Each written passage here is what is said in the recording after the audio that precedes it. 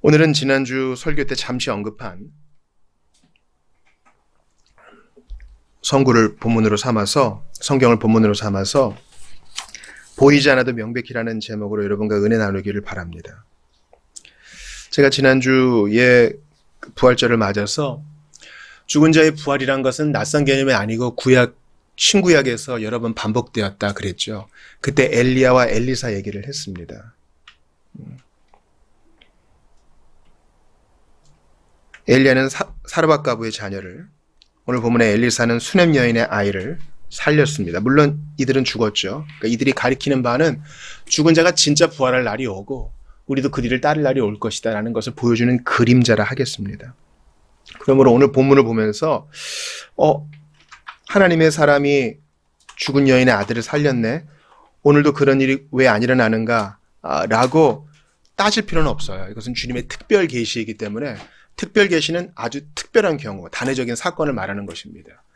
주님은 그 이후에 우리에게 의학의 발전을 주셨고 기술의 발전을 허용하셔서 도구를 통해 지금도 일하시고 또한 여전히 초자연적으로 일하십니다. 오늘 본문의 요약은 이렇습니다.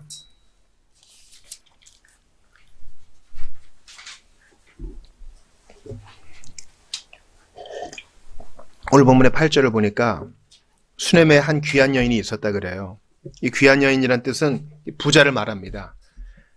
북이스라엘의 이스르엘 부근에 있는 수넴 지역을 말하는 것입니다. 아직까지 북이스라엘은 철저히 타락했습니다. 시대적 배경은 이러합니다. 출애굽한 이스라엘이 가나안 정복을 했죠. 사사 시대를 거쳤습니다. 드디어 왕정 시대가 되었습니다. 사울 왕과 다윗 왕과 솔로몬 왕을 거친 이후에 이스라엘은 남북이 분열되었습니다. 남유다와 북이스라엘로 분열되었습니다. 남유다는 야곱의 네 번째 자손의 후손이죠. 유다는 메시아의 가문으로서 남유다의 주축을 이루었고 북이스라엘은 에브라임이 주축을 이루었습니다. 에브라임은 야곱의 망대 중에 두 번째, 요셉 지파죠. 그래서 요셉의 두 번째 아들인데 야곱이 손을 엇갈려서 므낫세 말고 에브라임을 축복했습니다. 그래서 북이스라엘이 주된 지파는 에브라임 지파였습니다. 근데 이 북이스라엘은 정통성이 없어요. 하나님이 주신 기회를 발로 차버렸습니다. 그래서 우상 숭배를 하고 더욱더 타락한 것입니다. 그래서 북이스라엘에는 몇 번 말씀드렸지만 이스라엘을 이루는 세 가지 직분이 없어요. 예수님은 왕과 제사장과 선지자인데 남유다에는 왕과 제사장과 선지자 다 있거든요. 근데 북이스라엘은 아무것도 없어요. 다윗의 가문이 밑에 있으니까 왕이 없죠. 또 아론의 후손이 밑에 있으니까 제사장도 없죠. 하나님이 특별하게 임하게 하시는 선지자만 있을 뿐입니다. 그래서 엘리야와 엘리사가 때로는 왕의 역할, 때로는 제사장의 역할도 하면서 많은 기적을 통해서 북이스라엘을 살리려고 하는 것입니다. 오늘 본문의 특별 계시, 이러한 기적도 그러한 맥락에서 볼 수 있는 것입니다. 그래서 이 여인이 이제 아이는 없는데 남편과 담합해가지고 마음을 합해가지고 하나님의 사람 엘리사를 잘 섬깁니다. 엘리사는 누굽니까? 엘리야의 제자죠. 구약 성경에 죽음을 보지 않고 하늘로 이끌려간 자가 있는데 한 사람은 에녹이요, 그 다음은 엘리야입니다. 엘리야가 이제 불병거로 이렇게 승천할 때 엘리사는 끝까지 갑절의 축복을 원했고 갑절의 영감을 받게 되었습니다. 그래서 그의 사역을 이어받아 여전히 타락한 북이스라엘 가운데서 하나님의 일을 감당하는 것입니다. 이 집에 문제가 있습니다. 대접을 잘 받은 엘리사가 그 집의 필요를 게하시에게서 듣고 아들이 있을 것이다 합니다. 16절 보시죠. 같이 읽습니다. 시작. 엘리사가 이르되 한 해가 지나 이때쯤에 네가 아들을 낳으리라 하니 여인이 이르되 아니로소이다. 내 주 하나님의 사람이여 당신의 계집종을 속이지 마옵소서 하니라. 남편이 늙었습니다. 이제 포기하고 있던 집안에 아이가 태어날 거라고 합니다. 그리고 내년에 보니까 실제로 아들이 태어났습니다. 얼마나 예뻤겠어요? 얼마나 귀여웠겠어요? 근데 추수꾼들이 일하는 곳에 이제 아이가 나왔나 봅니다. 가을 거지가 한창이고 너무 바빴겠죠.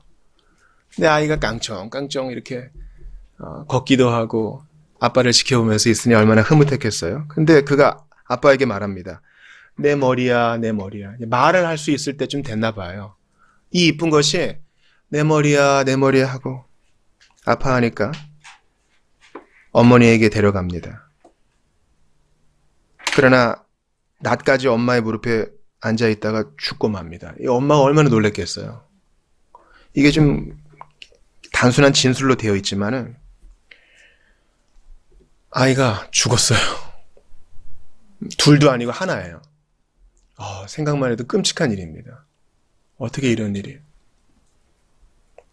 이때 이 여인이 믿음을 발휘합니다. 바로 애통하지 않고요. 하나님의 사람을 통해서 주신 아이이기 때문에 그냥 이렇게 끝나지 않을 것이다. 그래서 남편에게는 그냥 다녀오겠다고 하고 엘리사에게 가서 게하시 만날 때까지도 평정을 유지해요. 어려운 일이었겠지만 엘리사 앞에 가서야 웁니다.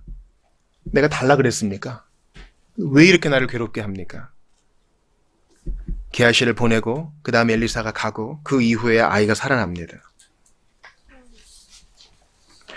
우리가 본문을 통해서 좀 알아야 될 것은요.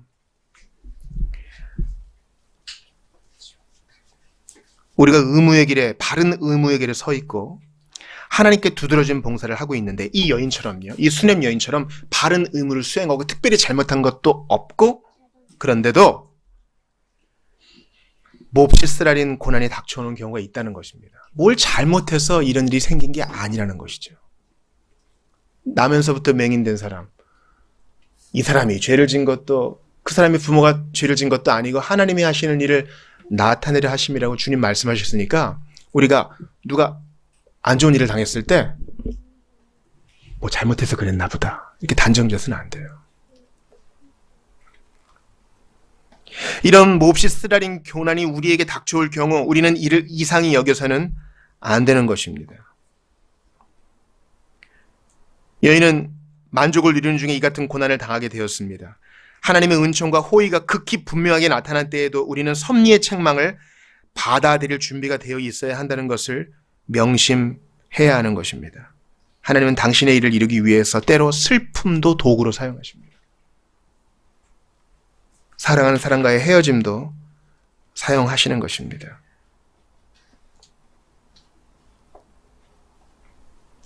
제가 오늘 여러분과 이 본문을 나누려고 하면서 이제 개척 11년 차가 됐기 때문에 이게 겹치나 안 겹치나 살펴봐야 되지 않겠어요?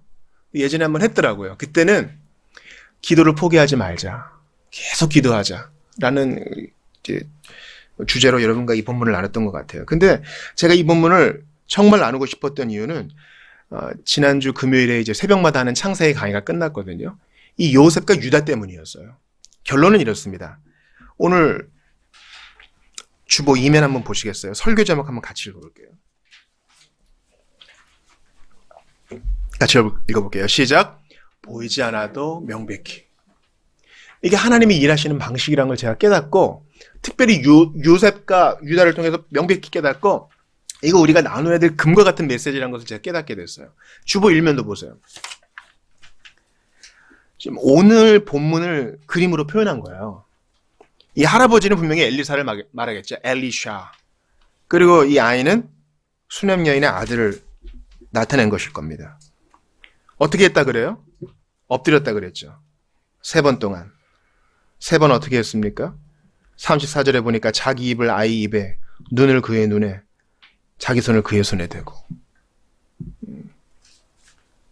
안치실에 가거나 입간할 때 시신을 만져보면 어때요? 차갑죠.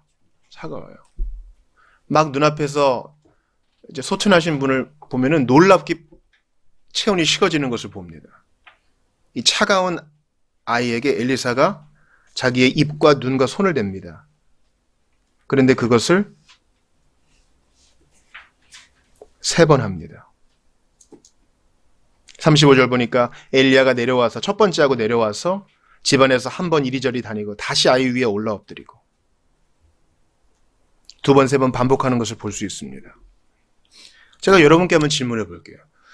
아이는 도대체 언제 산 걸까요?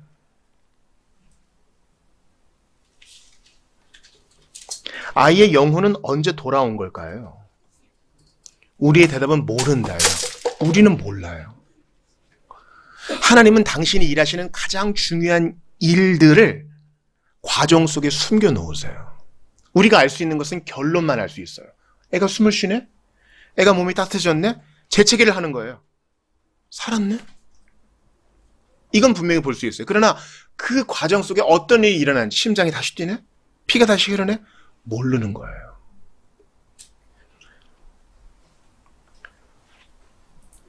새벽에 창세기를 봤어요. 여러분, 야곱의 넷째 아들 유다는 어떤 사람이에요? 야곱의 넷째 아들 유다는 어떤 사람입니까? 첫 번째, 부모님이 원하지 않는, 하나님이 기뻐하시지 않는 결혼을 한 사람이에요. 가나안 여인과 결혼했거든요. 에서처럼요. 또 무슨 나쁜 짓을 했습니까? 자기 아들이 죽어갑니까? 계대 결혼을 시켜야 되거든요. 근데 얘도 죽을까봐 약속한 것을 어겨요. 아들 크면 주마. 그래놓고 친정에 가 있어 해놓고 안 줘요. 며느리는 기다리고 있는데, 그 당시는요, 반드시 자손을 낳는 것이 중요한 일이었어요. 근데 약속을 안 지키니까 며느리가 어떻게 합니까? 창기에 복장을 하고 야곱과 동침하죠. 뭘 주겠습니까? 담보물로 뭘 주겠습니까? 지금 가진 게 없으니까 끈도 주고 도장도 주고 지팡이도 주고 담보물을 줘요. 그리고 자기의 며느리가 임신했다 그럴 때 유다의 반응이 어땠습니까? 불로 태우라 그러죠. 성질머리가 엄청나요. 그런 유다예요. 그리고 그 전에는 무슨 일을 했습니까? 형들이 모두 요셉을 싫어했거든요. 아주 재수없는 놈. 쟤는 보면은 제가 입만 벌리면 일단 재수가 없어.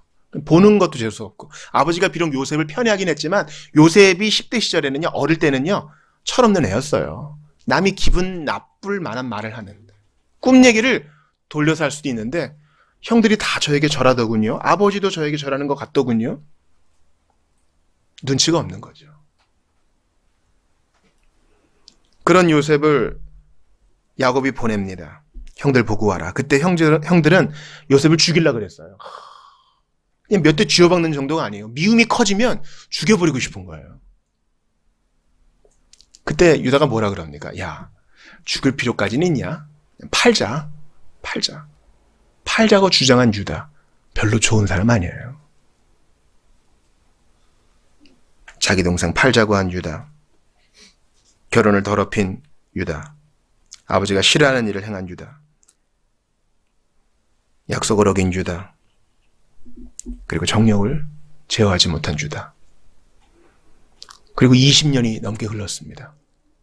이제 17살에 요셉이 잡히고 30살에 총리가 돼서 7년 동안 흉년이 있었죠. 이제 37세 이후로 형들이 요셉을 찾아갑니다.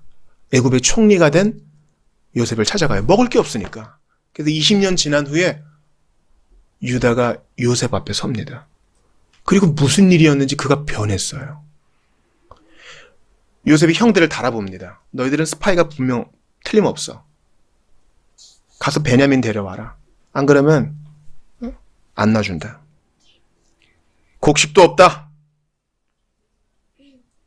야곱이 거절합니다. 야, 요셉도 이랬는데 베냐민 이럴 수 없어. 그때 유다가 탁 나서요. 무슨 일이 분명히 벌어졌어요. 그 20년 동안. 성경은 거기에 대해 말하지 않아요. 무슨 일이 벌어졌는지.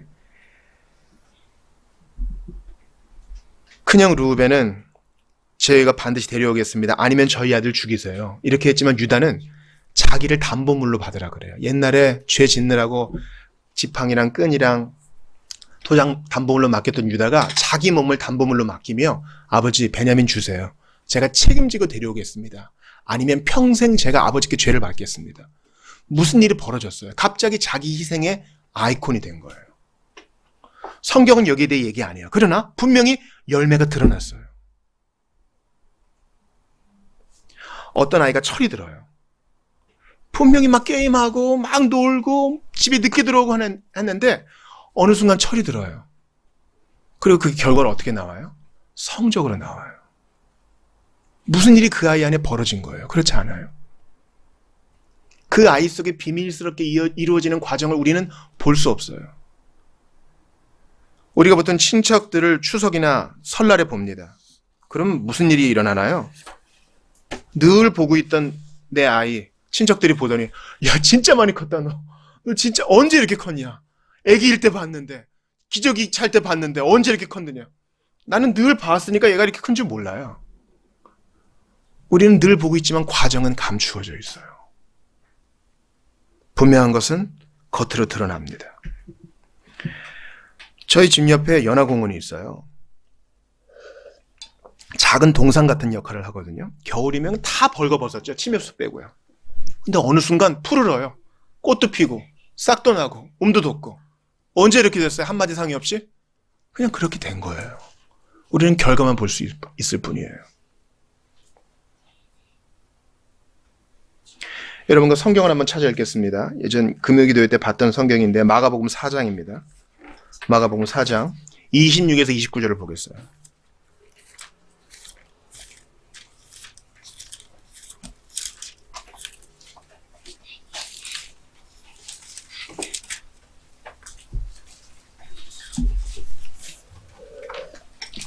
마가복음 4장 26에서 29절을 보겠습니다. 우리 4절 합독하겠습니다. 마가복음 4장 26에서 29절. 온라인으로 예배하시는 분들도 꼭 성경을 찾아주세요. 같이 보겠습니다. 시작. 또 이르시되 하나님의 나라는 사람의 씨를 땅에 뿌린 것 같으니 그가 밤낮 자고 깨고 하는 중에 씨가 나서 자라되 어떻게 그리 되는지를 알지 못하느니라. 땅이 스스로 열매를 맺되 처음에는 싹이요 다음에는 이삭이요 그 다음에는 이삭의 충실한 곡식이라. 열매가 익으면 곧 낫을 대나니 이는 휴수 때가 이르렀습니다. 오늘 본문과 맥을 같이 하지 않아요? 유다의 변화와 맥을 같이 하지 않아요? 과정은 신비 속에 숨겨져 있으나 분명히 열매를 맺는다는 것입니다. 하나님의 나라가 이와 같대요. 여러분, 저는 부흥주의자예요. 저는 부흥을 원합니다. 17세기, 18세기, 19세기 하나님께서 역사 가운데 부으셨던 교회의 부흥을 원해요. 그러나 대부분의 시간은 우리는 일상적인 시간을 보냅니다. 책을 통해서 부흥의 기록을 봐요. 많은 사람이 엎드러지고 도시 전체가 회개하고 평양 대부흥도 보세요. 기생의 도시 평양이 주일에는 다 문을 닫았다 그러지 않아요? 그런 걸 보고 싶어요. 꿈을 꿉니다. 포기하지 않아요. 그러나 우리는 대부분의 시간을 일상적인 시간을 보냅니다. 우리는 너무 급해요. 나는 너무 조급해요. 빨리 결과를 보고 싶어요. 우리 주님께서 구하는 것은 이미 받은 줄로 믿으라 그랬죠. 그때 바로 줄 것처럼 생각해요. 그러나 구하라, 찾으라, 두드리라 3번 말씀하신 것은 무엇입니까? 포기하지 말고 계속 일상적인 과정에서 시도하고 구하고 매달리라는 것을 말합니다. 만약에 금방금방 응답받는 것, 과정이 눈에 딱 보이고 빨리 눈에 보이는 결과가 드러난다면 주님의 오심을 기다렸던, 예수님의 나심을 기다렸던 시므온과 안나는 세상에서 제일 실패자가 될 거예요. 그들은 기다렸습니다.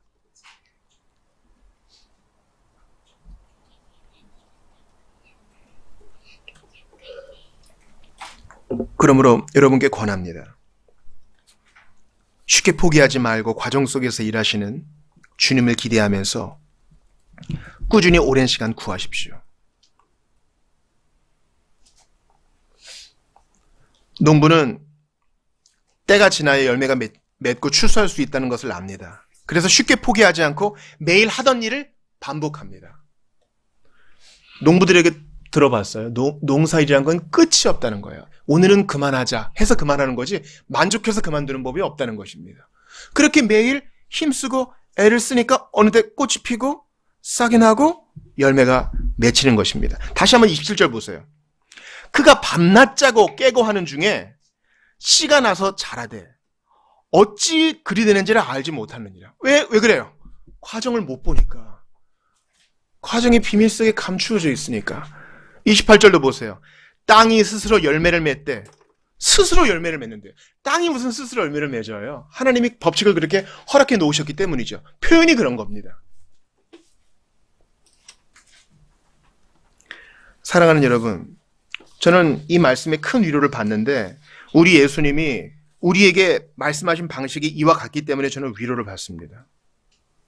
우리 예수님께서 승천하시면서 우리에게 무엇을 요구하셨어요? 그레이트 커미션이라고 하는 주님의 지상 명령이 무엇입니까?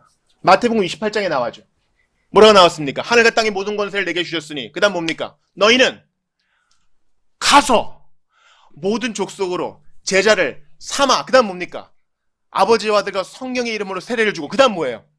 내가 너희에게 분부한 모든 것을 가르쳐 지키게 하라. 볼지어다 내가 세상 끝날까지 너희와 항상 함께 있으리라.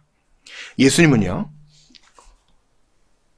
우리가 눈으로 볼 때 정말 놀라워 보이는 회심자, 병 나가지고 뒤로 거꾸로 뜨리는 사람, 그런 사람만 만들라고 우리에게 허락하신 게 아니에요. 주님은 우리에게 뭘 만들라고 요구하세요? 제자를 만들라고 요구하세요. 내가 너희에게 분부한 모든 것을 뭐하게 하라고요? 내가 너희에게 분부한 모든 것을 가르쳐 지키게 하라. 가르침은요, 끝이 없어요. 우리 주님의 도제식 학교는 끝이 없다고요. 그리고 그 과정은 눈에 잘 드러나지 않아요. 그러나 이 가르침을 계속 반복할 때에 하나님의 일들이 이루어집니다. 과연 알아들었을까? 과연 이해했을까? 과연 실천했을까? 의구심을 가지나 믿고 계속 반복할 때 주님께서 그 비밀스러운 과정 속에 분명히 열매로 드러나게 하시는 것입니다. 이건 제가 산 증인이에요. 옛날에는 기대도 못했던 사람이 눈빛이 바뀌어요. 성경을 좋아해. 옛날에는 생각도 못했던 사람이 주님의 교회를 섬겨요. 생각지도 못했던 일이에요. 내 과정에, 눈으로 보이는 과정에 소망을 두지 않고 하나님께 소망을 두고 그 농부처럼 계속 하던 일을 하는 거예요. 자, 주보 4면 보세요. 하이델베르크 교리문 103면 보겠습니다. 제가 질문할 테니까 여러분 한번 답해 보세요. 103문은요, 십계명을 강의하면서 이 4계명, 이 안식일에 대한, 주일에 대한 계명이에요. 질문할게요. 제 4계명에서 하나님께서 원하시는 것은 무엇입니까?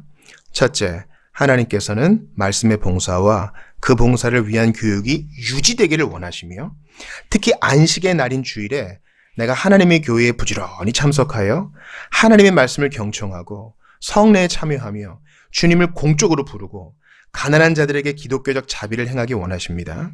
둘째, 나의 일생 동안 악한 인들을 그만두고 주께서 그의 성령으로 내 안에서 일하시게 하며 그럼으로써 영원한 안식이 이 세상에서부터 시작되기를 원하십니다.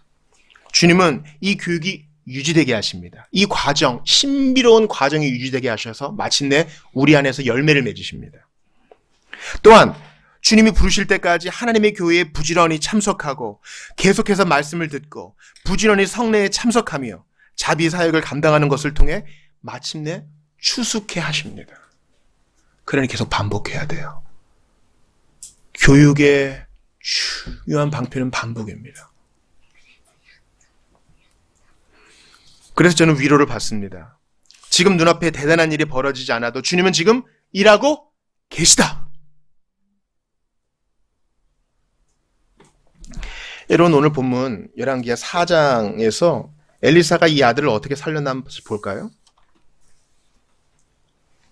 33절과 34절 같이 읽어볼게요. 시작. 들어가서는 문을 닫으니 두 사람뿐이라. 엘리사가 여호와께 기도하고 아이 위에 올라 엎드려 자기 입을 그의 입에, 자기 눈을 그의 눈에, 자기 손을 그의 손에 대고 그의 몸에 엎드리니 아이의 살이 차차 따뜻하더라. 과거에요, 십자가 형벌을 줄 때 사람을 빨리 죽게 하기 위해서 시체와 죄수를 마주보게 해서 묶어놓고 형을 가한 적이 있다고 합니다. 그렇게 되면 나쁜 균에 금방 오염되어서 더 빨리 형이 집행될 수 있겠죠. 생각만 해도 끔찍한 일입니다. 그리고 보는 사람으로 하여금 죽음이 전염되는 것을 보게 해서 범죄를 막는 역할도 했을 것입니다. 이것을 반대로 생각해 보세요. 엘리사는 이렇게 기도했을지 몰라요. 하나님, 당신의 생명이 나의 눈을 통해 이 아이의 눈에, 당신의 생명이 나의 입을 통해 이 아이의 입에, 당신의 생명이 나의 손을 통해 이 아이의 손에 전달되기를 원합니다. 그래서 붙어 있는 거예요. 여러분, 예수님이 우리에게 이렇게 생명을 주셨습니다. 시체와 같은 우리, 좀비와 같은 우리를 당신과 연합시키셨어요. 그래서 우리의 눈에 생명을, 우리의 입의 생명을, 우리의 손에 생명을 주신 분이 바로 예수님이십니다. 우리의 죄와 죄책은 예수님이 가져가시고 당신의 생명을 우리에게 주신 거, 이걸 이중전가라 그래요. 그렇게 우리에게 생명을 주셨습니다. 근데 보세요. 그러고 나서 좋은 결과가 일어났나요? 예수님을 처음 믿고 지금의 나는 수십 년이 지났어요. 근데 하나님의 과정 가운데 참으로 놀라운 일을 하셨어요. 나는 금방 안 변했어요. 여러분 그렇지 않아요? 자기 자신도 보세요. 나는 금방 변했나요? 수십 년에 걸쳐 조금씩 밤낮 내가 자고 일어나고 먹고 눕는 중에 주님은 계속 일하고 계셨어요. 저는 참으로 바보였습니다. 내가 회심했을 때 나에게 영향을 주었던 그 한두 명의 교사만 처음에는 중요하다고 생각했어요. 그 설교자만 중요하다고 생각했어요. 그러나 아니었더군요. 음지에서 기도해 주셨던 권사님들, 분방 공부 때 가르쳐 주셨던 우리 나이 많은 선생님들, 그리고 선후배들, 지금은 이름도 얼굴도 희미해진 그 모든 교회 식구들을 통해서 주님은 그 과정 속에 일하고 계셨습니다. 그래서 주님은 지금도 손해보지 않고 신비스럽게 우리 안에 일하시고 계셔요. 오늘의 본문, 그리고 오늘의 본문을 통해 드러나는 교리는 나에게 위로를 줍니다. 왜냐하면 나의 복음 전도와 나의 기도는 참으로 초라하거든요. 여러분, 우리가 어떤 사람한테 복음을 제시해서 이 사람이 영접 기도도 하고 예수 믿겠다고 결단하는 것은 내가 잘해서 그런 거 아니에요. 나 이전에 수많은 사람이 있었어요. 누군가는 기도했고, 누군가는 거절당했고, 누군가는 포기하지 않았습니다. 주님은 과정을 비밀에 붙여두셨으니 오늘 나의 복음 전도도 포기하지 않는 것입니다. 하나님이 이 신비스러운 과정을 통해 열매 맺게 해주실 것을 믿고 앞으로 나아가는 것입니다. 하던 일을 계속하는 거예요. 또한 오늘의 본문과 그런 말미암은 교리는 나의 기도에 위로를 줍니다. 나는 어제도 기도했고 그저께도 기도했는데 응답이 안 와.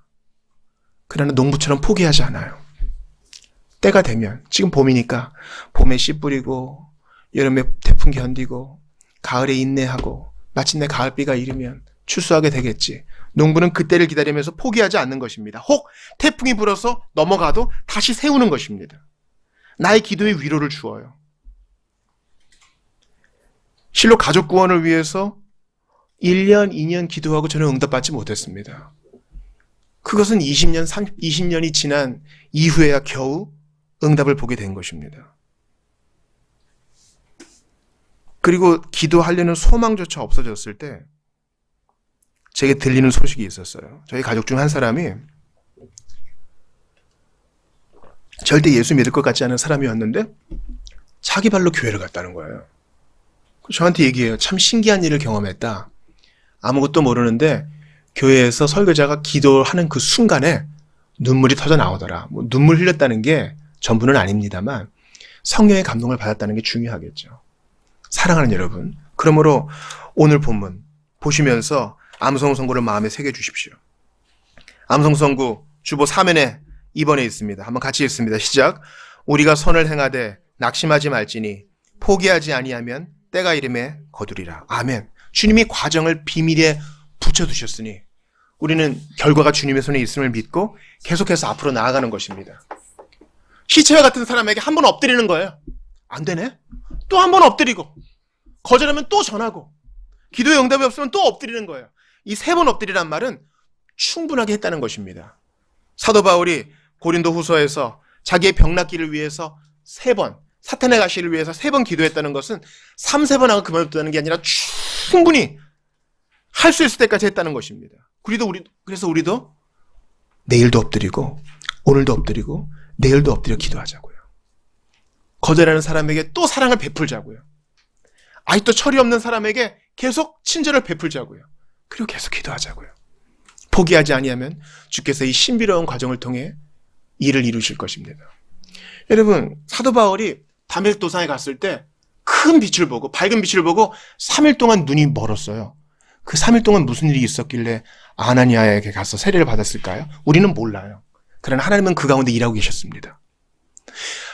바울은 세례를 받고 난 다음에 3년 동안 아라비아 광야에 있었어요. 그동안에 무슨 일이 있었을까요? 우리는 몰라요. 그 과정 속에 주님은 그를 훈련시키셔서 이방인의 사도로 삼으셨습니다. 우리 주님은 과정을 아세요. 오자마자 죽으시면 되는데 시간 속에 오셔서 33년을 사셨어요. 여러분, 예수님은요, 하나님이시기 때문에 모든 시간이 현재예요. 시간에 매여 있지 않다고요. 이렇게 비유해도 좋을지 모르겠지만 생각해 보세요. 우리가 최첨단 인터넷과 초고속 인터넷과 최첨단 컴퓨터를 갖고 있어요. 내가 원하는 거 다 할 수 있어요. 영상을 처음부터 봤다가 갑자기 중간으로 갈 수도 있고. 그런데 아주 열악한 환경 가운데 있다고 생각해 봅시다. 컴퓨터 사용이 느리고 인터넷도 느려. 로딩만 되는 데만 1시간 걸려. 답답하지 않겠어요? 예수님이 그랬다고요. 시간 가운데 오셔서 시간의 흐름에 자기를 맡겼어요. 시간을 통제하시고 만드신 분이 시간의 흐름 속에 그 33년을 기다리세요. 그 과정은 숨겨져 있어요. 그러나 하나님은 그 가운데서도 일하고 계셨습니다. 사랑하는 여러분, 나은 사람 만들기 위해서 주님이 수많은 과정을 인내하셨어요.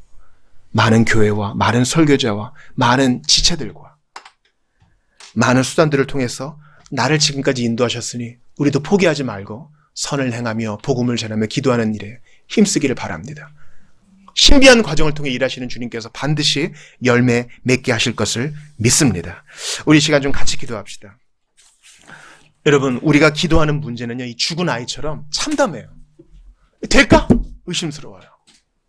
우리가 기도하는 그 사람은요, 이 죽은 아이처럼 참담해요. 안 될 것 같아. 다른 사람은 다 믿을 것 같은데 저 사람은 안 될 것 같아. 그러나 주님은 오늘도 우리에게 말씀하십니다. 신비로운 과정을 통해 내가 일하고 있으니 포기하지 말고 구하라. 이 시간 주신 말씀 붙들면서 나 같은 것 위해서 오랜 시간 참아주신 주님, 과정 속에 일하신 주님, 신비로운 과정을 통해 열매 맺어 주옵소서. 주신 말씀 붙들고 같이 한번 기도하겠습니다. 하나님 아버지, 간절히 기도합니다. 아버지, 어떻게 유다를 그렇게 변화시키셨습니까? 어떻게 요셉을 그렇게 변화시키셨습니까? 간절히 기도하오니 원청을 베풀어 주시옵소서. 이것을 말씀하지 않으시고 비밀에 붙여놓으신 주님, 저를 풀어 주시옵소서. 응답하여 주시옵소서. 아버지, 결과로 나타나게 하여 주옵소서. 포기하지 않게 하여 주옵소서. 저희는 모릅니다. 이 과정 속에 주님 일하시고 주님 어느 누구도 포기하지 않고 끊임없이 기도할 수 있도록 도와주소서. 변화되지 않을 것 같은 사람 위에 엎드리는 것처럼 아버지 도와주시옵소서. 그 일을 이루어 주시옵소서. 사랑의 사람을 이루어 주시옵소서. 아버지 도와주소서. 아버지 도와주소서. 내 마음을 붙들어 주옵소서. 주신 말씀 받아 아버지 도와주시옵소서. 아버지 함께하여 주소서.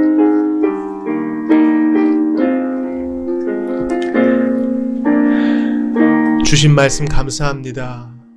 유다가 어떻게 그렇게 변했습니까? 주님이 과정을 숨겨놓으셨기에 저희는 모르나 분명한 결과를 봅니다. 요셉이 어떻게 이렇게 스케일이 큰 사람, 용서의 사람이 되었습니까? 저희는 모릅니다. 그러나 분명한 결과가 드러나는 줄 믿습니다. 주님, 우리 앞에 놓인 문제들, 엘리사가 아이에게 엎드리는 심정으로 저희도 주님 앞에 포기하지 않고 엎드림으로 해결을 볼 수 있도록 도와주시옵소서. 과정만 볼 때는 답답합니다. 주님이 숨겨놓으셨기에 저희는 한숨을 짓습니다. 그러나 3일간 무덤에 계신 주님이 놀랍게 그 비밀을 뒤로하고 부활하신 것처럼 저희도 주님의 일하심을 기다립니다. 하나님이여 일하여 주시옵소서. 죽은 아이와 같이 참담한 환경을 놓고 기도합니다. 주님께서 반드시 열매 맺게 하실 줄 믿사오니 포기하지 않고 간구하며 나 같은 것을 만드시기 위해서 수십 년 동안 그 많은 세월을 기다려주신 주님, 그 모든 과정을 인내하신 주님을 기대하면서 우리도 포기하지 않고 두드리고 구하고 주님을 찾는 우리 모두가 될 수 있도록 도와주시옵소서. 선을 행하되 낙심하지 않고 포기하지 않으면 반드시 거두게 하시는 주님을 믿습니다. 과정 속에 신비롭게 일하시는 우리 구주 예수님 이름으로 기도드리옵나이다. 아멘.